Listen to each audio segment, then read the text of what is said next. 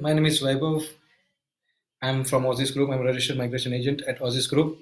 So I hope everybody is keeping safe with uh, coronavirus pandemic and staying safe and at home.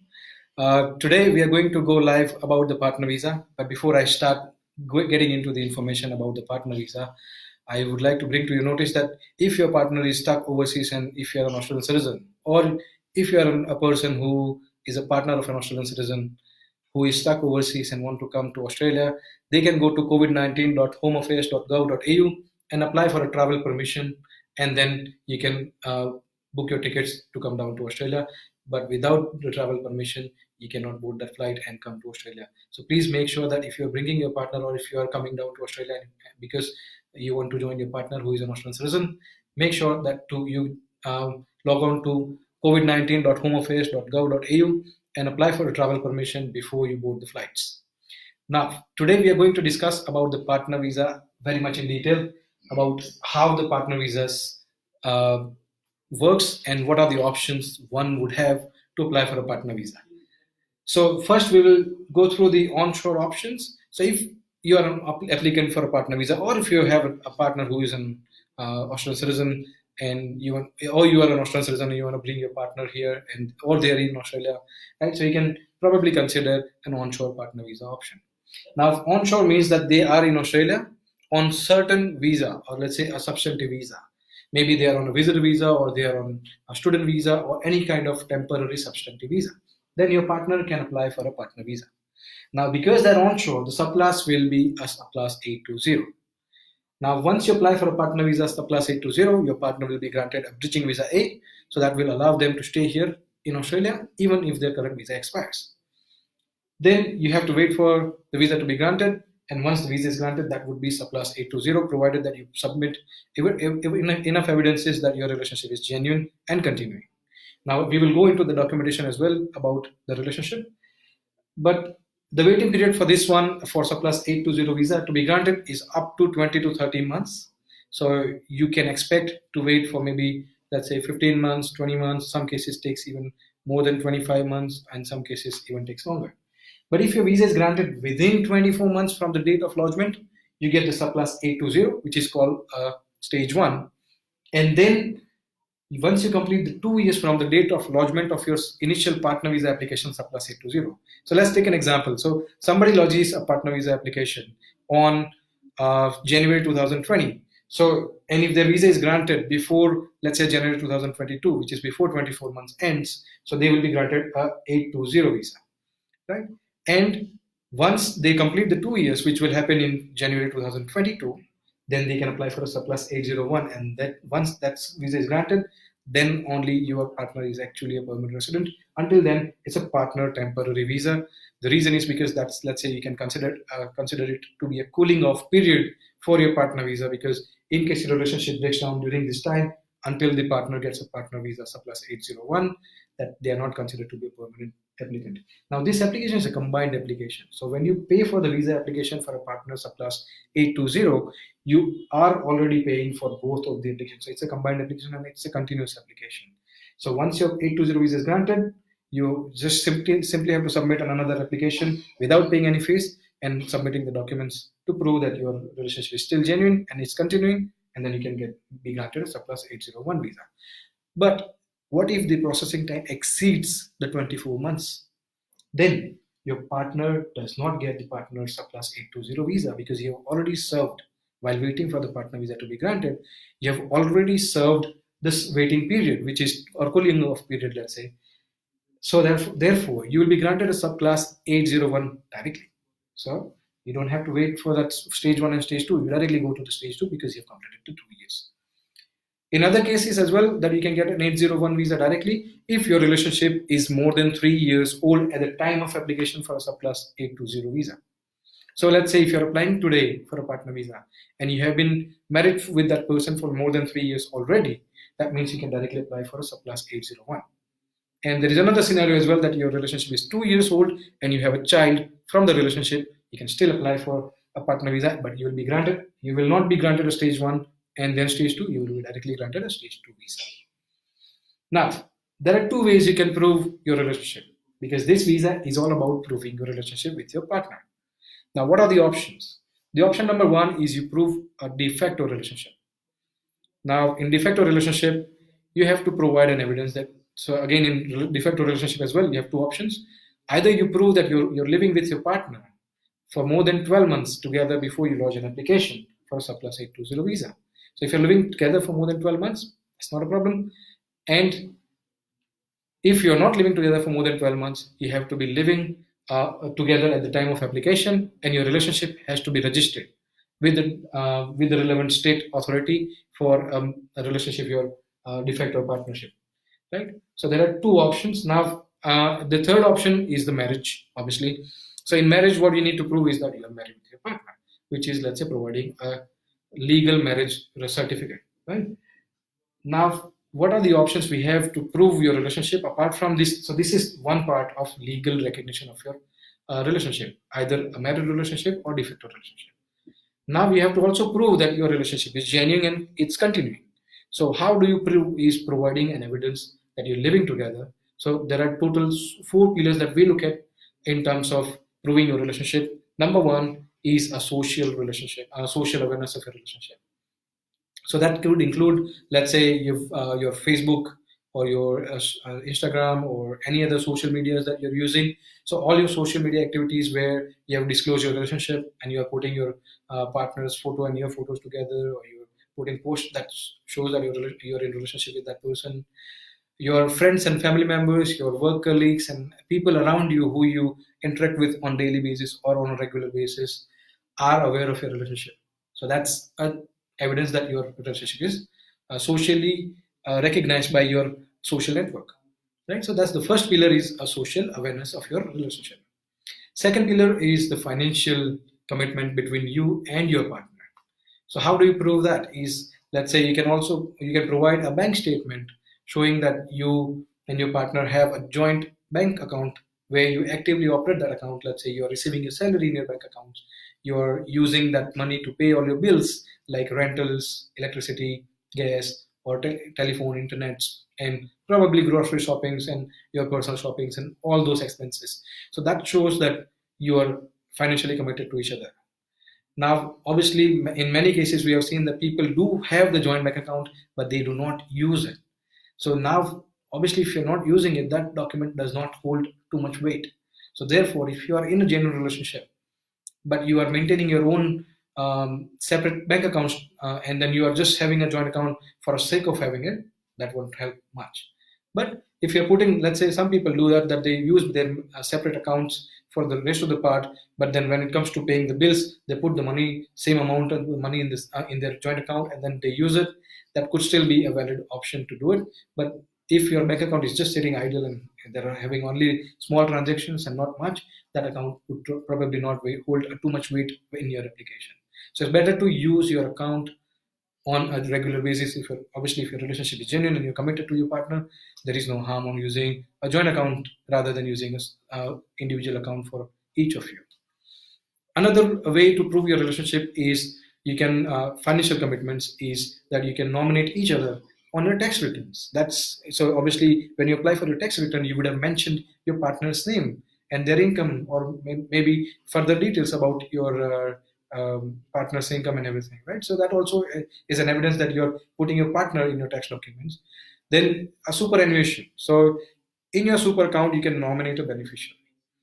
So in case of any unfortunate events where something happens to you, your partner, who gets the money? So obviously you would nominate your partner to receive that amount. So if you nominate your partner, that means also that you're financially committed to each other. If you hold a joint assets together, like you purchased a property or you purchased any joint assets like a car in both of your name, or let's say anything else that you own together, that can also be an evidence that you're committed to each other financially. Now, the third pillar is the living arrangements. That's the most important part of this application as well, where you have to provide, and let's say to prove that you're living together, you can provide a joint bank account statement that also has your address. Then your tax documents, both of your address proofs different kind of sets. Let's say your car insurance. If you have a car insurance together, then it's not a problem. But if you have separate cars and you have separate cars under each of your names, car regos on the same address, your joint lease and joint utility bills like electricity and gas and etc. That can also prove that you both are living in the same address because you both have put in your name on uh, all of your address proofs, like from starting from the lease agreement to all your utility bills and all other communication that you receive, including but not limited to car registrations, insurances, your um, uh, let's say electoral commissions documents, any your pay slips even would have your address, your tax assessment notices would have your address. Each and every place where you put your address would be an evidence that you are living at that particular address, and you both of you have the similar set of documents that proves that you're living at the same address. Now, we also ask as a part of the social awareness of a relationship, there is a compulsory requirement for a subclass 820 or any of the partner visa applications that you have to get two Australian citizens or permanent residents to sign a Form 388, which is a statutory declaration stating that how they know you, how often they meet, or how often they see you guys, and why they believe that your relationship is genuine and continuing. So those two has to be signed by two Australian citizens or permanent residents, and there has to be two separate people signing these two documents, like two declarations, the same forms. Now, the next and the last part is the last, let's say, a pillar that I would say for approving the relationship, which is first one was the social awareness, second one was the financial commitment, third one was the living arrangement, and the fourth one is your mutual commitment. So you and your partner will have to write down a statement on how your relationship developed over the time and what do you feel about each other and how you think you are committed to each other. So your feelings in your own words and telling the department that this is why I believe that my relationship is going to last longer. Right? So these are the documents that you have to give at the time of partner visa subclass 820. And if you need to apply for stage 2, also at the same time when you apply for stage 2 as well, you have to provide an evidence that you're continually living together and you have the same set of documents again. Right? Now this was if your partner is onshore, or if you're an applicant, you are an onshore applicant. Right? Now let's say we've also received inquiries from people who are in Australia who are a permanent resident. Now they went overseas and they found a partner who is overseas. Maybe they went for a tourism purpose and they met somebody, or they had a marriage that was conducted in their own country of origin because they might have migrated from some other country to Australia. Now they're an Australian citizen and they went back to their home country and or let's say country of origin, and then they probably met their partner overseas. Then you would go onto the section of offshore partner visas, or let's say what are the options you can, or what are the ways you can deal with the applications if your partner is offshore. So the option number one is the prospective marriage visa. So if you're not married, but you want to bring your partner here, and you're not able to go overseas for any reason, let's say a work commitment or any other reasons, like we have seen that in many countries, getting married overseas is very hard. So what people do is they choose to apply for a partner prospective marriage visa. Then their partner gets a 9 months prospective marriage visa, which is subclass 300. And once they get this visa, then they come down to Australia, apply for a subclass 820, and then again you do the same set of documentation and process. Now, with the partner visa subclass 820, once you come down to Australia on subclass 300, you have to get married and apply for a partner visa subclass 820, and then again follow the same steps that we have done here. Now, the documentation at the time of partner prospective marriage visa, obviously because you're not married, you don't have the marriage certificate. You're not married, so that you don't have a lot of other documents, but you can provide an evidence of your relationship, like how you met, and you're in constant touch with each other. You have to book your marriage because it's a prospective marriage visa for your partner to come down to Australia and get married in Australia with you, right? So you will also have to book a marriage registration. Let's say you have to book the marriage celebration here. So you can either go to the, let's say if you're in New South Wales, for example, you can just go to New South Wales birth, that's a marriage registrar, and then ask for a marriage date, and then you get a confirmation, and that confirmation we can use it to apply for a partner visa. Or if you're going through a marriage celebrant, then we can simply go to marriage celebrant and ask them for a date, and they will give you the confirmation of booking, and that we can use to apply for prospective marriage visa. Apart from this, obviously, in all of these visa applications, you will have to provide an evidence of your health and character, which is your partner will have to, or the applicant will have to complete the medical examination, and also the applicant will have to complete the police checks and submit the police checks outcome to and share it with the Department of Home Affairs. Now that's if you are not able to go overseas and get married with your partner, right? But what if you don't want to do this process as well? Then there's another alternative option, which is a visitor visa.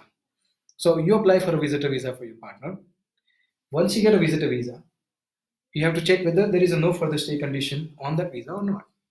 If there is a no further stay condition visa, you cannot go for the onshore partner visa because your partner would have got the visitor visa, but that visitor visa does not allow you to apply any visa while after your partner comes to Australia. But if that condition is not there, so if the answer is to a question whether do you have the no further stay condition on your visitor visa, if the answer is no, then your partner comes to Australia, you can either get married or prove a de facto relationship as I explained in the surplus 820 visa option, and then apply for a surplus 820 visa. And then once you get a stage 1, then you can apply for stage 2 after 2 years from the date of application, same as before. So that's very simple, that you apply for a visitor visa. If that's granted, simply go on an onshore partner visa. If you're married already overseas, you don't have to worry about marrying here in Australia again, because your overseas marriage is already valid in Australia. You just have to provide an evidence of your marriage, like marriage certificate and marriage photos, etc. Now, what if there is a condition that your partner has the condition on a visitor visa that no further stay, right? That means that your partner can come to Australia, but he cannot apply for a onshore partner visa, because this no further stay condition means that the applicant cannot be granted any other visa, substantive visa, while they're in Australia. So you won't be able to make a valid application for a surplus 820. So therefore, you have to go back to the next option, which is a partner visa offshore, which is surplus 309. Now, in the offshore partner visa, again, your process remains the same as the partner visa stage, partner visa surplus 820. So you apply for a partner visa offshore, which is considered to be a surplus 309. Now, then you have to wait for the visa to be granted. Right? Once the visa is granted, you get a partner's stage 1, which is surplus 309. And when you pay for this, again, it's the same process that when you pay for the partner visa 309, you are already paying for the surplus 100 as well, which is the stage 2. Now, once the visa is granted, which is the stage 1, then your partner can come down to Australia, start living with you, and upon completion of the 2 years from the date of lodgement for a partner visa surplus 309, your partner can apply for a surplus 100. Now, what if the partner wants, so let's say you apply for a partner visa right now, and now you want your partner to come down to Australia, right? But the visa is not been yet finalized, because the processing time for this one can be up to 15 months or even sometime more. So in this duration, while your partner is waiting overseas, you can definitely apply for a subclass 600 in a visitor visa basically, and bring your partner to visit you here. But they will have to go back eventually, because they will have to wait for this visa to be granted offshore, because this visa was lodged on offshore, so the visa has to be granted offshore only, right? So, and then after they come down, once they get the visa, surplus 309, they come down to Australia, start living, working like a normal resident here. And then eventually when they qualify for a surplus 100, which is the 2 years from the date of application, for an initial partner visa surplus 309, you can simply apply for a surplus 100, and that's your permanent visa. Now, this is all about the partner visa and how it works. Now, the only part is we are left with is what are the documentation. Now, again, there are 4 pillars, but one pillar cannot be satisfied while your partner is overseas, which is, so you can provide an evidence of your financial commitments, not a problem, because you can still have probably a joint bank account overseas, or you might have transferred the money to your partner to support them, or you might have sent some gifts after the marriage or during the, your relationship. Social awareness of your relationship, again, you can provide that as well. That, let's say if you had a marriage overseas, then you can provide a marriage photos. If you had a grand wedding, then you can also provide photos of that wedding. And if you have a big video taken during that wedding as well, you can probably put it on YouTube and provide the link to the case officer to refer to if they want to refer to that. And so that's a social awareness. And also you need the form 888 again from 2 Australian citizens or permanent residents who are in Australia, and they can confirm that your relationship is genuine. Then the third is mutual commitment. That is also you can prove. But the fourth, living arrangement, because you're not living together, because your partner is overseas, you are in Australia. How would you prove your relationship that you're living together? Obviously, you cannot. So therefore, instead of that, you can provide an evidence of while you're living apart. You should be able to provide an evidence that you're in constant touch with your partner, which is the evidence of contact while you're living apart from each other. So these are the documentation that you will need. Apart from, again, health and character is all of this visa requires some health and character, which is completing the medical examination and police checks. So this is all about the partner visa. Now, if you do have the questions about partner visa, and if you are not able to understand how to deal with it, or there are certain complications in your case, you can certainly contact Aussizz Group. Due to COVID-19 impact, generally we have a consultation charge throughout all of our of Aussizz branches. However, due to COVID-19, Aussizz Group has decided to waive off the consultation charge for all the consultations until further notice, until this outbreak is under control. So you can definitely feel free to contact any of your nearest branch for any queries, not only partner visa. You can call us for any queries that you have related to any of Australian visas, and we will try to help you out as much as we can. And hopefully this video and the information about the partner visa has helped you understanding on how you can act according to your situation. And as I said, if you're not sure how to act on it, you can definitely contact us during this part time as well.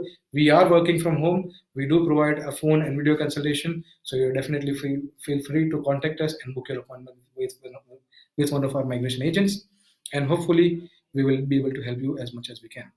Now, that's all for today, and I wish everybody is safe and at their home and staying at home. And hopefully, once this pandemic is over, I hope everybody is happy with it, and will be, as I said, we are during that time while you take care of your health, staying at home, we can take care of your visa. Thank you very much for watching us today, and we will be back tomorrow as well with further live on different sections. Thanks for watching today. Thank you.